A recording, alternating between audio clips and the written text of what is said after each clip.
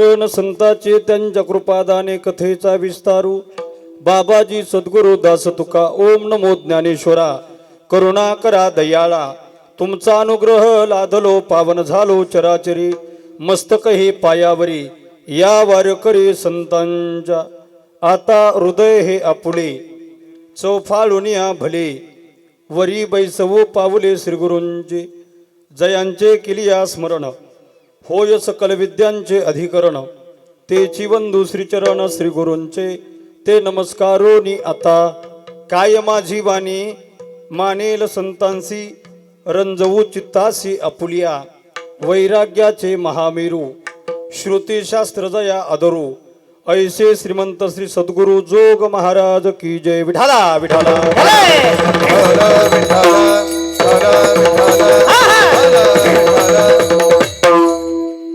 रायगडी मंदिर वसे माझा राया रायगडी मंदिर वसे माझा राया चरणासी अर्पितो अजन्म ही काया जगदीश्वरासी जोडली ज्याची ख्याती प्रथम वंदितो तुम्हा शिव छत्रपती. विठाला विठाला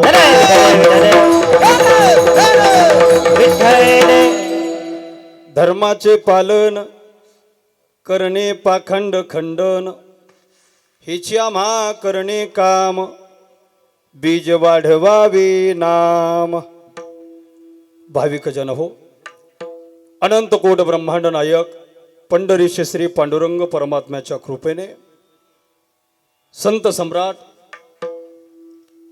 विश्वमौली ज्ञानोबाराय जगद्गुरु श्री संत तुकोबाराय शांती ब्रह्मश्री संत एकनाथ महाराज आदी करून सर्व वारकरी संतांच्या कृपाशीर्वादाने ज्यांच्या पदस्पर्शाने ही पावन भूमी आणि ही पंचकृषी पुनीत झाली पावन झाली असे सगळ्यांचे श्रद्धास्थान सद्गुरु विश्राम बाबा आदी करून सर्व वारकरी संतांच्या कृपाशीर्वादाने पवित्र पावन नगरीमध्ये गेल्या 24 वर्षापासून चालत असलेला भव्य दिव्य अखंड हरिनाम सप्ताह याही वर्षी तेवढ्याच जोमान तेवढ्याच जोशान तेवढ्याच उत्साहानं अखंडपणे चालू आहे. म्हणून याला खऱ्या अर्थानं अखंड हरिनाम सप्ताह असं म्हणतात. यात हरिनाम आहे म्हणून हा सप्ताह आहे, नाहीतर हा हप्ता आहे. विठाला विठाला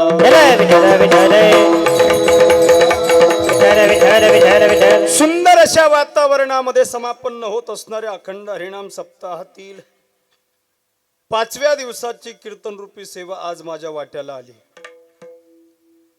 कीर्तन म्हटलं की कीर्तनामध्ये साथीदारांची नितांत गरज असते आणि साथ ही नितांत गरजेची असते आणि ती जेवढी चांगली साथ तेवढं चांगलं कीर्तन होत असतं. आपल्या या सप्ताहामध्ये गायनाच्या माध्यमातून मृदंग वादनाच्या माध्यमातून या ठिकाणी उपस्थित असणारी सर्व गुणीजन महाराज मंडळी, ज्यामध्ये आत्ताच सुरेल सुंदर गोड अशी चाल ज्यांनी गायली हरिभक्तपरायण वसंतजी महाराज नगरकर, त्याचबरोबर त्यांच्या समवेत ज्यांनी सुंदर अशी चाल गायली हरिभक्तपरायण गणेशजी महाराज जाधव, या ठिकाणी गायनाची साथ करण्याकरता उपस्थित असणारे हरिभक्तपरायण सदानंदजी महाराज, दीपकजी महाराज, आपल्या गावचं रत्न श्रीरंगजी महाराज साबळे, त्याचबरोबर पारायण व्यासपीठ नेतृत्व भानुदास महाराज दरीकर, उत्कृष्ट मृदंग वादनाची साथ करण्याकरिता या ठिकाणी उपस्थित असणारे महाराष्ट्रातील सुप्रसिद्ध मृदंगाचार्य माझे परम मित्र, माझ्या वडिलाची मिराशिगा देवा या भक्तीप्रमाणे आपल्या वडिलाने परमार्थाचा वसाने वारसा घालून दिला. ज्या गावचे सप्ताह बंद पडले तिथं स्वतः जाऊन सप्ताह सुरू केले आणि ज्यांच्या वडिलाचं छत्रपती संभाजीनगर जिल्ह्यामध्ये आणि जालना जिल्ह्यामध्ये विशेषत्वानं वारकरी संप्रदायाचे कार्यक्रम आध्यात्मिक कार्यक्रम वृद्धी करण्यामध्ये वाढवण्यामध्ये विशेष असं योगदान आहे. अशा वैकुंठवासी गणेश महाराज तराशे यांचे चिरंजीव हरिभक्तपरायण ऋषिकेश दादा हे सुद्धा या ठिकाणी, त्याचबरोबर कीर्तनाच्या निमित्तानं उपस्थित असणारे गावातील परिसरातील सर्व भजनी मंडळी, माझ्या पाठीमागं उभे असणाऱ्या महाराजापासून तर हे महाराज ते महाराज ते महाराज आणि सगळेच महाराज मंडळी, मोठ्या संख्येने उपस्थित आहेत. डाव्या बाजूला विनेकरी बाबा आहेत, पाठीमागे खंबीरपणे चोपदार उभे आहेत. उजव्या बाजूला हार्मोनियम वादनाची साथ देण्याकरता बाबा बसलेले आहेत. कीर्तनाच्या निमित्तानं शूटिंग करण्याकरता उपस्थित असणारे यूट्यूब चॅनलवाले सगळेच दादा, मी दर कीर्तनात सांगायचो, कीर्तनात जे काही योग्य वाटलं ते ठेवा, बाकीचं कट करून टाका. पण आता त्यांना सांगत असतो, जे आहे तेच दाखवा, काहीच मोडू नका, तोडू नका. जाऊ द्या समाजासमोर, स्पष्ट बोल गेलेच पाहिजे. त्याचबरोबर तुम्हा सर्व मायबाप श्रोत्याच्या दर्शनाचा योग ज्यांच्यामुळे मला प्राप्त झाला, आमचे परमस्नेही मित्र गेवराई पायगा गावचे युवा सरपंच मंगेश भाऊ साबळे, त्याचबरोबर कीर्तनाच्या निमित्तानं उपस्थित असणारे सर्व श्रोतेजन, त्यामध्ये महिला मंडळ, पुरुष मंडळ, तरुण मंडळ, सर्वांच्या चरण अरविंदी साष्टांग प्रणिपात करतो आणि पुढे चालतो. विठाला विठाला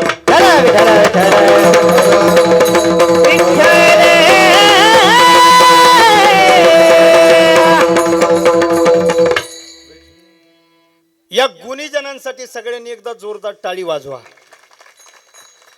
कारण ऋषिकेशजी महाराज, तुम्ही ज्यावेळी वाजवता या लोकांचा तर अंग डोलू लागतं, पण कीर्तनकाराला सुद्धा वाटतं आपण थांबवलं पाहिजे आणि यांचंच ऐकलं पाहिजे. हा, आम्ही बोलतो तर तुम्ही टाळ्या वाजवता गड्या. आम्ही जे बोलतो, कीर्तनकार बोलले की तुम्ही टाळ्या वाजवता, पण खरं सांगू, आमचे ओठ बोलतात आणि महाराजांचे बोट बोलतात, एवढा फरक आहे. सगळे गुणीजन मंडळी मोठ्या संख्येने उपस्थित. अखंड हरिनाम सप्ताहामधील पंचम अथवा 5व्या दिवसाची कीर्तन रूपी सेवा प्रभू चरणी, गणपती बाप्पाच्या चरणी, सद्गुरू विश्राम बाबाच्या चरणी समर्पित करण्याच्या निमित्ताने निवडलेला अभंग जगद्गुरु जगदवंदनीय संत श्रेष्ठ संत शिरोमणी महाराष्ट्र भूषण वैराग्य मूर्ती साधकांचे माईबाप, देहू निवासी, देहूचे सुप्रसिद्ध साधू, हिंदवी स्वराज्य संस्थापक, राजाधिराज छत्रपती शिवरायांचे खरे गुरु, वारकरी संप्रदायाचे कळस, ज्यांनी जीवनात कधीच केला नाही तुमच्या आमच्यासारखा भजनाचा आळस, पंचमवेद निर्माते, मानवी देह घेऊन निजधामा गेले, निळामने सकळ संता तो शिविले, असा ज्यांचा अधिकार नव्हे नव्हे. तुका जरी सहज बोले वाणी, त्याचे घरी वेदांत वाहे पाणी. दिसायला सामान्य पण असायला मात्र असामान्य असणारे अधिकार संपन्न महात्मे जगद्गुरु तुकोबारांचा 4 चरणाचा भंग सेवेकरिता निवडलेला असून आजच्या भंगाच्या द्वारा जगद्गुरु श्री संत तुकोबारा धर्माच्या पालनाच्या संदर्भानं सुंदर असं चिंतन प्रतिपादन करताय. विठाला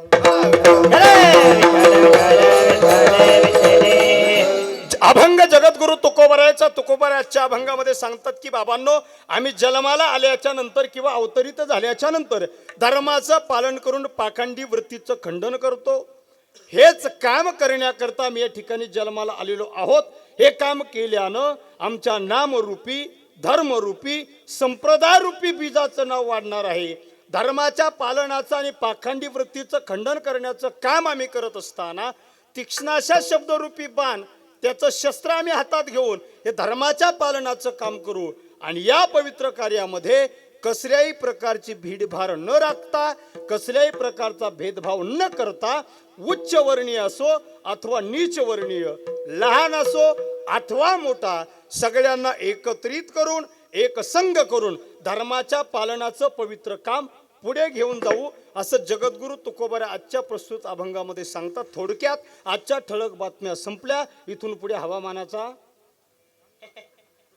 यंदा पंजाबराव डक यांचे सगळे अंदाज खोटे ठरले. मी काय तोंडावर पडणार नाही. विठाला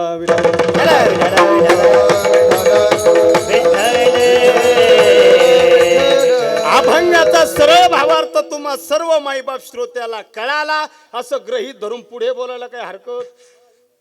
बोलत जागड्या तुम्ही, पुढे बोलायला काय हरकत? पाठीमागचे बोला. तुम्ही सदावर्तेच्या पार्टीचे आहेत का? हरकत नसेल तर 3 महत्वाच्या सूचना सगळ्यांनी कीर्तनामध्ये पाळायच्या. कीर्तनामध्ये सूचना क्रमांक 1, एकदा बसल्याच्या नंतर कोणी उठून जायचं नाही. कीर्तनामध्ये सूचना क्रमांक 2, विशेष करून महिला मंडळीसाठी, एकदा कीर्तनात बसल्याच्या नंतर कुणी बडबड करायची. तुम्ही महिला आहे का? हेच मान आली तर तिकडे. आणि कीर्तनामध्ये 3री महत्वाची सूचना, ज्या ज्या वेळी मध्ये विठ्ठल विठ्ठल भजन येईल त्या त्यावेळी हाताने कुणीही टाळी वाजवायची, कुणी नाही म्हणते, कुणी हा म्हणते. ज्या ज्या वेळी मध्ये विठ्ठल विठ्ठल भजन येईल त्यावेळी सर्वांनी मोठ्या प्रेमाने टाळी वाजवून भजन करायचे. विठाला विठाला.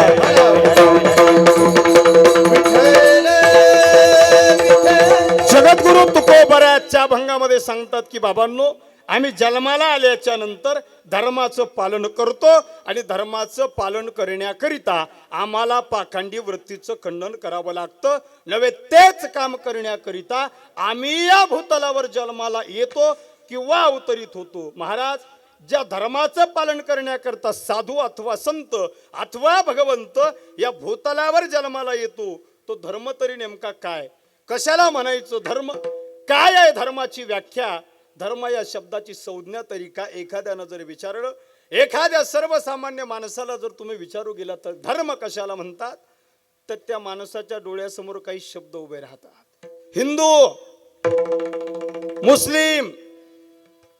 धर्म हा शब्द उच्चारला की आमच्या डोळ्यासमोर हिंदू मुस्लिम हे शब्द उभे राहतात. पण धर्म या 2 अक्षरी शब्दाची व्याख्या एवढी संकुचित असू शकत नाही. शास्त्र सांगतं जे धारण केलं जात आहे त्याला धर्म असं म्हणतात. आणि धर्म अशी संकल्पना आहे. आपण का धर्म पाळू गेलो, आपण का धर्माचं रक्षण करू गेलो, तर तो धर्म आपलं रक्षण करत असतो. शास्त्र सांगतं धर्मो रक्षती रक्षितः. धर्म या शब्दाची व्याख्या वेगवेगळ्या प्रसंगानुसार वेगवेगळ्या पद्धतीनं अनेक संतांनी व्यक्त केली. परंतु धर्म या शब्दाची व्याख्या तुम्हाला कळेल, पचेल, रुचेल अशा भाषेत सांगण्याचा प्रयत्न करेल. बाकी डोक्यातला धर्म काढून टाका, तुमच्या डोक्यात एक धर्म घालेल. आपल्या प्रत्येकाच्या जीवनामध्ये जन्माला आल्याच्या नंतर आपापल्या वाट्याला आलेलं कर्तव्य कर्म जे असतं तोच आपल्या जीवनातला धर्म आहे. विठाला विठाला. प्रत्येकाच्या जीवनामध्ये काहीतरी धर्म आहे. भगवान परमात्म्यापासून तर सर्वसामान्य जीवाच्या वाट्याला आलेला धर्म आहे. भगवान परमात्म्याच्या जीवनामधला काय धर्म आहे? श्रीमद भगवत गीता नावाच्या ग्रंथामध्ये अर्जुन नावाच्या भक्ताशी संवाद साधताना भगवान परमात्मा स्वतः सांगतात, अर्जुना, जेव्हा जेव्हा या धर्मावर संकट येतं, जेव्हा जेव्हा धर्माला ग्लानी येते, धर्मावर आलेली ग्लानी दूर करण्याकरिता, संत सज्जनांचा सांभाळ करून दृष्टांचा संहार करण्याकरिता मी या भूतलावर जन्माला येतो. यदा यदा ही धर्मस्य ग्लानिर्भवति भारत अभ्युत्थानम धर्मस्य तदात्मानं सृजाम्यहं परित्राणाय साधूनां विनाशाय च दुष्कृतां धर्म संस्थापनार्थाय संभवामी युगे युगे. अर्जुना,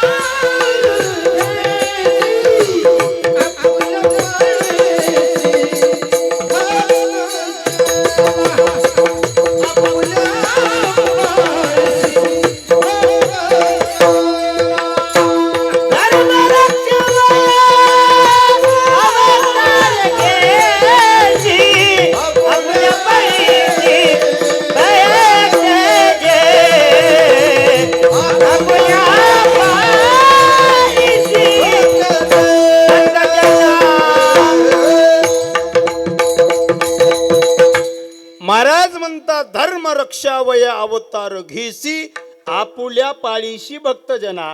धर्माचं रक्षण करून भक्तांचा सांभाळ करण्याकरता तो भगवान परमात्मा अवतरित होतो. उदाहरण दिलं अंबऋषी साठी जन्म सोशिले दृष्ट निर्धारिले किती एक. धन्य तुझ कृपा सिंधू म्हणतील आपुला तू बोल साच करी. आणि शेवटी काय म्हटले? तुका म्हणे तुझ वर्णिती पुराणे होय नारायणा दया सिंधू. तो भगवान परमात्मा दया सिंधू आहे, दयेचा सागर आहे. भक्ताचा सांभाळ करून दृष्टाचं निर्दलन करण्याकरता तो जन्माला येतो. भगवान परमात्म्याचे अवतार अनंत आहे. अनंत अवतार घेसी भक्ता कारणे वेळ प्रसंगी भक्ताच्या पालनासाठी भक्ताचा सांभाळ करण्याकरिता एका एका भक्तासाठी एक एक अवतार जरी घ्यावा लागला तरी तो भगवान परमात्मा अवतार घेतो अनंत अवतार घेशी. आणि महाराजांना विचारलं, ओ महाराज, अनंत भक्तासाठी अनंत अवतार तो घेतो, हे कशाच्या आधारावर तुम्ही बोलताय? महाराज म्हणतात, अनंत अवतार घेताना अनंत रूपामध्ये आणि अनंत वेशामध्ये मी त्याला अनंत रूप में अनंत वैसे, अनंत रूप में अनंत वैसे देखिले मैं जाती, अनंत रूप में अनंत वैसे, अनंत रूप में अनंत वैसे, अनंत रूप में अनंत वैसे देखिले मैं अनंत वैसे. बापर कुमा देवी वरु खुण आवाज दे आवाज. अपरम्मा देवीवर खून बाणली कैसी, बापर देवी वरु खुण बाणली अपरम्मा देवीवर खून बाणली कैसी. देखिला देखिला देवे, देखिला देखिला देवे आदि दे प्रेम, देखिला देखिला देवे. हे देखिला देखिला रे, देखिला देखिला देवाचा देव, देखिला देखिला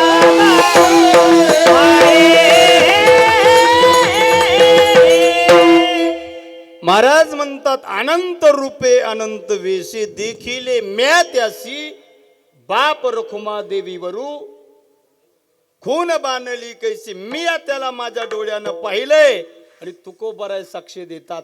भक्ता करिता तो अवतरित होतो, धर्माचं रक्षण करण्याकरता तो अवतरित होतो. आतापर्यंत कोणत्या भक्तासाठी तो अवतरित झाला, कोणत्या भक्तासाठी त्यानं काय केलं? शांतीब्रह्मनाथांच्या घरी श्रीखंड हे नाव धारण करून कावडीने पाणीच्या घरी खंडा चंदन उकळानी काजी, श्रीखंडा चंदन. आवाज द्या राव, आवाज दे त्याला, आवाज वाढव. हे श्रीखंड्या चंदन उगळानी तारी, श्रीखंड्या चंदन उगळानी तारी. वस्त्र गोदातीने दूत असे, वस्त्र गोदातीने दूत असे, श्रीखंडा चंदन उगळानी तारी, श्रीखंडा चंदन उगळानी श्रीखंड्या चंदन उगळानी तारी, श्रीखंड्या चंदन उगळानी करी.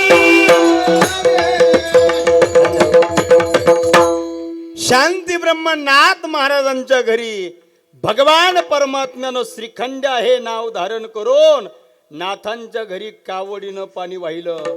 शांती ब्रह्मनाथ महाराज देवाची पूजा करायचे आणि देवाला लावायला चंदन उगळायचे, तर चंदन उगळून द्यायला श्रीखंड्याच्या रूपातला देव होता. नाथांच्या घरी त्याने काम केलं. चोखोबाची बहीण, संत चोखोबांची बहीण तो चोखोबांसाठी झाला. एवढंच काय, एक एका भक्तासाठी तो वेळ प्रसंगी मदत करू लागला. आपल्या मराठवाड्याच्या परभणी जिल्ह्यामध्ये गंगाखेड नावाचा तालुका आहे. त्या गंगाखेडमध्ये वारकऱ्यांची दिंडी आली. दिंडीचा आवाज ऐकला आणि घरातली लेकरं बाहेर आली, दिंडी बघू लागली. एका मुलीनं आपल्या वडिलाला विचारलं, ओ बाबा, कुठे निघाली ही दिंडी? वडिलांना सांगितलं, बाळा, ही दिंडी पंढरपूरला निघाली. कोण आहे बाबा पंढरपूरला? बाळा, पंढरपूरला जगाचा मालक आहे. बाबा, मला बघायचं तो जगाचा मालक कसा आहे, मला सुद्धा त्याच्या दर्शनाकरता तुम्ही घेऊन गेलं पाहिजे. आणि दिंडीत जाण्यासाठी त्या मुलीने हट्ट धरला. बाप नको म्हणत होता, मुलगी ढडढसा रडत होती आणि रडणाऱ्या मुलीचा हट्ट म्हणून बापाला मुलीला घेऊन दिंडीत जावं लागलं. त्या मुलीचं नाव होतं संत जनाबाई. दिंडी पुढे पुढे निघाली. मुक्काम दर मुक्काम करत पंढरपुरात पोहोचली. चंद्रभागेचं स्नान केलं. पांडुरंगाच्या मंदिरात दर्शनाकरता गेली. जनाबाईच्या वडिलांनं पांडुरंगाचं दर्शन केलं. आता जनाबाईनं आपलं मस्तक पांडुरंगाच्या पायावर ठेवलं आणि नंतर पांडुरंगाच्या तोंडाकडे पाहिलं आणि आपल्या वडिलाला म्हणू लागले, ओ बाबा, याच्या दर्शनाकरता घेऊन आलात का मला इथं? वडिलांना सांगितलं, हो बाळा. याच्या दर्शनाकरिता? हो बाळा. अहो बाबा, ज्याच्या दर्शनाकरिता तुम्ही मला इथं घेऊन आलात ना, त्याचं आणि माझं तर जुनच नातं आहे. हो बाबा, आता एक काम करा, इथं घेऊन आलात तर मला इथून घरी घेऊन जाऊ नका, मला इथंच देवाच्या पायाजवळ राहू द्या. जनाईच्या वडिलांना सांगितलं, बाळा असं चालणार नाही. दर्शन झालंय तर इथं थांबायचं नसतं. जनाबाई ऐकायला तयार नाही. द्वादशी पर्यंत ऐकेल वाटलं होतं, ऐकलं नाही. गुरुपौर्णिमेचा काला झाला, काल्यापर्यंत ऐकेलं असं वाटलं होतं, ऐकलं नाही. आता जनाबाईच्या वडिलांना जनाबाईला निरोप देऊन गावी जाण्याचा निर्णय घेतला. 2 पावलं पुढे गेले आणि डोक्यात विचार आला, पोटच्या पोरीला जर मंदिरात ठेवून मी गावी गेलो तर गावचे लोक म्हणतील, काय पोरीच्या लग्न करण्याचा कंटाळा आला होता की काय, म्हणून पोरीला मंदिरात सोडून आलास. पुन्हा माघारी आले. डोळ्यात पाणी आलं, बाळा आपण गावी गेलं पाहिजे. पण जनाबाई हट्ट सोडायला तयार नाही. तेवढ्यात नामदेवराय पांडुरंगाच्या मंदिरात आले आणि नामदेवरायानं सांगितलं, ओ बाबा, तुमच्या या मुलीचा संभाळ पंढरपुरात मी करतो. जनाबाईच्या वडिलानं जनाबाईचा हात नामदेवराय नावाच्या संताच्या हातात दिला आणि निश्चिंतपणे ते घरी निघून आले. ऐका रे बापांनो, ऐका आयांनो, आपल्या जीवनामध्ये आपल्या मुलाचा हात, आपल्या जीवनामध्ये आपल्या मुलीचा हात कधीही चांगल्या लोकांच्या हातात द्या. आपल्या लेकरांचं कल्याण झाल्याशिवाय राहणार नाही. आणि आपल्या लेकरांच्या संगतीत कोण असतं याचा विचार नक्की करा. जनाबाईचा हात नामदेवरायांच्या हातात दिला. जनाबाई नामदेवरायांच्या घरची दासी म्हणून राहू लागल्या. 14 लोकांचं कुटुंब नामदेवरायांचं. जनाबाई सगळ्या लोकांचा स्वयंपाक करायच्या, जात्यावर दळण दळायच्या. पण एकट्या जनाईला एवढं दळण दळणं कसं शक्य आहे? म्हणून जगाच्या मालकानं जनाबाईला दळण दळू लागण्याकरता यावं, जनाबाईला गोवऱ्या थापू लागण्याकरता यावं. महिला मंडळ, एकदा जनाबाईच्या डोक्यात वा झाल्या. तुमच्याकडे होतात का वा? आता नाही होत, आता शॅम्पू निघालेत ना. जनाबाईच्या डोक्यात वा झाल्या. जगाच्या मालकानं जनाबाईच्या डोक्यातल्या वा काढाव्या. ऋषी महाराज, जगाचा मालक जनाबाईच्या डोक्यातली ऊ काढायचा. आता ते प्रसंगच म्हणून सांगतो. एक ऊ काढायचा, डाव्या हाताच्या अंगठ्याच्या नखाच्या मध्यभागी ठेवायचा आणि उजव्या हाताचा अंगठ्याचं नख डाव्या हाताच्या अंगठ्याच्या नखाच्या मध्यभागी जिथं ऊ ठेवली तिथं बरोबर असं जमतंय. हे कामाला ठेवतील आपल्याला. जगाच्या मालकानं जनाईच्या डोक्यातल्या वा काढाव्या, पण त्या काढता येतील तेवढ्याच त्यानं काढल्या. आता जनाबाईच्या डोक्यात एवढ्या वा झाल्या, त्या हातानं काढणं शक्य नव्हत्या. भगवान परमात्म्यानं जनाबाईसाठी गरम पाणी केलं आणि जनाबाईला नाहू घातलं. असे भक्ताची घरी कामे न सांगता करी. आणि भक्तांची कामं करणं, भक्तांचा सांभाळ करणं आणि धर्माची स्थापना करणं हाच भगवान परमात्म्याच्या जीवनातला धर्म आहे. विठाला विठाला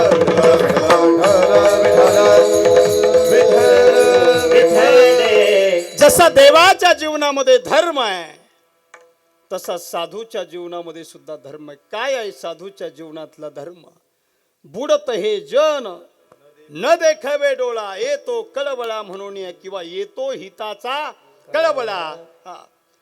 अनाथ, अज्ञानी, पामर जड जीवाचा उद्धार व्हावा यासाठी अहोरात्र चिंता करणारे जर कोण असेल तर संत आहे. देह कष्ट भीती परोपकार, परोपकार, देह कष्ट भीती परोपकार, देह कष्ट भीती परोपकार, परोपकार, देह कष्ट भीती परोपकार, जगाचा कल्याणा संतांचा विभूती, जगाच्या कल्याण संताच्या विभूती जगाच्या कल्याण संताचा विभूती जगाच्या कल्याण संताच्या विभूती देह कष्ट भेटे परोपकारी परोपकारे देह कष्ट भीती परोपकारे परोपकारे देह कष्ट भेटे परोपकार परोपकारे देह कष्ट भेटे परोपकारे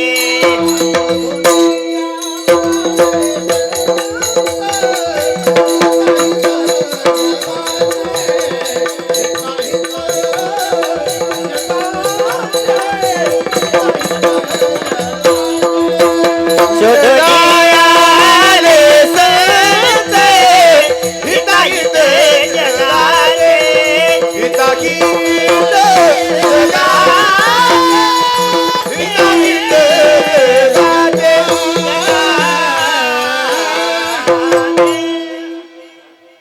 एक तर जगाचं कल्याण करण्याकरता संत जन्माला येतात आणि जगाचं हित जगाला दाखवून देण्याकरता संत जन्माला येतात.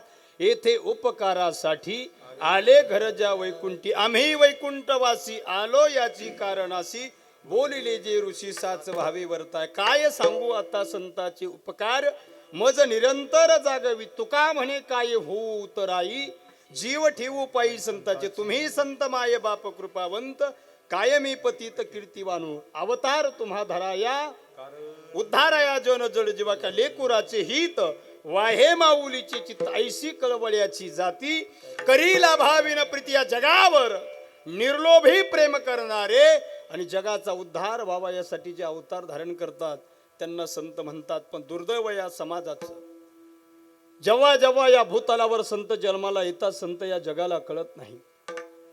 वारकरी संप्रदाय रूपी इमारतीचा पाया रचणाऱ्या माऊली महावैष्णव ज्ञानोबारायांपासून तर श्री संत विश्राम बाबा पर्यंत वारकरी संप्रदायानं संत परंपरा संपूर्ण जगाला प्रदान केली. पण जेव्हा जेव्हा संत या भूतलावर जन्माला येतात अथवा अवतरित होतात तेव्हा संत या जगाला कळत नाही.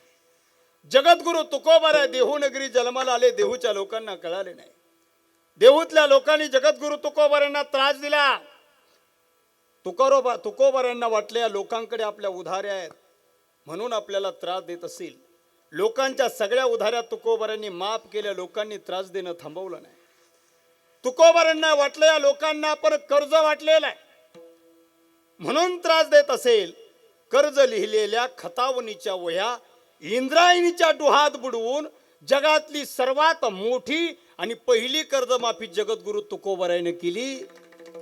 GR काढला नाही, कॅबिनेट बैठक घेतली नाही, 2 उपमुख्यमंत्र्याचा सल्ला, पहिली कर्जमाफी केली महाराजानं.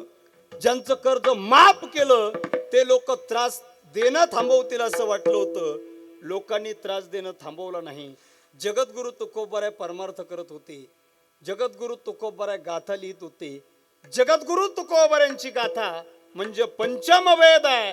ऋग्वेद, यजुर्वेद, सामवेद आणि अथर्ववेदाच्या नंतर माझ्या तुकोबारायांच्या गाथेला पंचमवेद म्हणून संबोधलं जातं. हे पंचमवेद तत्कालीन स्वयंघोषित धर्मपंडितांना त्या ठिकाणी टोचू लागलं. अरे या कुणब्याच्या कुळात जन्मलेल्या तुकारामाने जर वेदाचा अर्थ प्राकृतामध्ये सांगावा तर आम्हाला कोण विचारणार. महाराजांना सांगितलं येरा निही वावा भारमाथा वेदाचा तो अर्थ आम्हासीच